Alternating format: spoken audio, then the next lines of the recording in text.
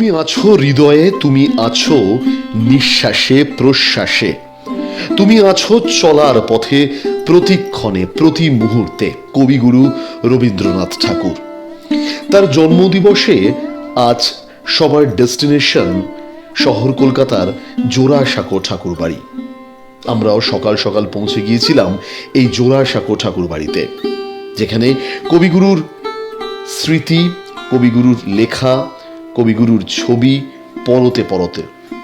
এখানকার দালান, বারান্দা, ঘর সবকিছু যেন জানান দিচ্ছে তিনি আজও আছেন সমানভাবে।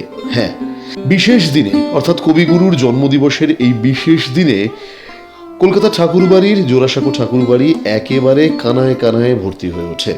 সবাই আসেন ঠাকুরবাড়ি দর্শন করবার জন্য।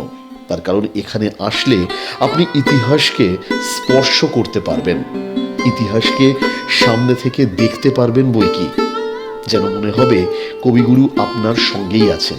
হ্যাঁ, তিনি তো আছেনই, তার কারণ ওই যে বললাম, তিনি নিঃশ্বাসে প্রশ্বাসে প্রতি পদক্ষেপে কবিগুরু। 25শে বৈশাখ মানেই বাঙালির কাছে কিন্তু রবি শরণ, এবং আজ 25শে বৈশাখ, সেই ক্ষেত্রে অবশ্যই আজকে রবীন্দ্রনাথ ঠাকুরের জন্মদিবস।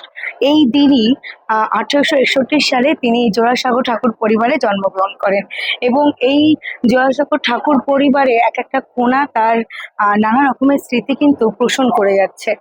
আজ 25শে বৈশাখ এবং 165তম কিন্তু জন্ম জয়ন্তী রবীন্দ্রনাথ ঠাকুরের, এবং সেই সাজে কিন্তু সেজে উঠেছে জোড়াসাঁকো ঠাকুর পরিবার। চলুন রবীন্দ্রনাথ ঠাকুরের শোবার ঘর থেকে শুরু করে কিভাবে এখানে উদযাপন করা হচ্ছে এই রবীন্দ্র জয়ন্তী, আপনাদের জন্য থাকছে সেইটারই কিছু ঝলক। যারা এলেন তারা তাদের অভিব্যক্তি জানালেন আমাদেরকে। শুনুন তাদের কথা তাদের মুখেই। কোথা থেকে এসছেন? উত্তরপাড়া, হুগলি উত্তরপাড়া। এবার কি প্রথম? হ্যাঁ, এই প্রথম এসেছি। কেমন লাগছে? খুব ভালো লাগছে। বাঙালি হিসেবে রবীন্দ্রনাথ ঠাকুরকে কতটা পছন্দ করবে, কতটা ভালোবাসেন, বা কতটা ভালো লাগার জায়গা থেকে এসেছেন সেটা একটু যদি বলেন। ভালো লাগে, এমনি রবীন্দ্রসঙ্গীত শুনতে ভালোবাসি, রবীন্দ্রসঙ্গীত শিখেছি, তো সেই জন্য অনেকদিন আসার ইচ্ছা ছিল। তো আজকের দিনটাই পারফেক্ট ডে বলে মনে হয়েছে, 25শে বৈশাখ রবীন্দ্র জয়ন্তী।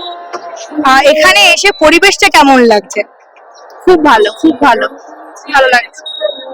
ইমোশনাল হয়ে পড়ছি, ভালো লাগছে। মানে আমাদের বাঙালি জাতিকে এই বিশ্বে যে একটা স্থান দিয়েছে আধুনিক সময়ে, ঠিক আছে, তিনি তো রবীন্দ্রনাথই, ঠিক আছে। ফলে ভারতে বাঙালির জাতীয় সংগঠন বাংলা পক্ষ, তার কলকাতা জেলার সহযোদ্ধারা বিভিন্ন যারা পেরেছেন, আমি সাধারণ সম্পাদক, আমরা এসছি, এটাই স্বাভাবিক। আবার একই সঙ্গে আমরা সেই সময় বাস করছি যখন রবীন্দ্রনাথের যে চেতনা সেটাকে সারাক্ষণ ভুলুণ্ঠিত করা হচ্ছে। রবীন্দ্রনাথের জাতিকে ভারতে চরম অপমানিত, নিগৃহীত করা হচ্ছে। রবীন্দ্রনাথের লেখা কেন্দ্রীয় সরকার তাদের নানা সিলেবাস থেকে তুলে দিচ্ছে। এমনকি রবীন্দ্রনাথের এই বাড়ি, এই ঠাকুর বাড়ি, ঠিক আছে, এই মুহূর্তে আমরা একেবারে কিন্তু জোড়াসাঁকো ঠাকুর পরিবারে একেবারে ভেতরে অন্দর মহলে রয়েছে, এবং আপনার সামনে দেখতেই পাচ্ছেন যে কবিগুরুর কিন্তু স্ট্যাচুতে বা মূর্তিতে কিন্তু মাল্যদান করা হচ্ছে। এদিকে চারদিকে একটা অন্যরকম পরিবেশ, 25শে বৈশাখ চলছে, রবীন্দ্রনাথ ঠাকুরের নানা গান, আর এখানে এমন একটা আলাদাই পরিবেশ, আলাদা একটি গন্ধ। যারা হয়তো প্রতিবেদনটি দেখছেন তারা একটা জিনিস হয়তো বুঝতে পারবেন যে এখানে পরিবেশটা এখন এই মুহূর্তে একেবারেই আলাদা। চারিদিকে একটা হালকা হাওয়া, রবীন্দ্রসঙ্গীত চলছে, এইদিকে একটি ফুলের গন্ধ, এদিকে কবিগুরুর মূর্তিতে মাল্যদান, সমস্ত বিষয় মিশিয়ে না একেবারে একটি অন্যরকম পরিবেশ তৈরি হয়েছে জোড়াসাঁকো ঠাকুর পরিবারে। কবিগুরুকে শুধু একটা বিশেষ দিনে ধরে রাখা যায় না, তার প্রতি শ্রদ্ধার্ঘ একটা বিশেষ দিনের জন্য নয়। তার কারণ তার প্রতি শ্রদ্ধার্ঘ জীবনের প্রতিটি পদক্ষেপে, জীবনে চলার পথে।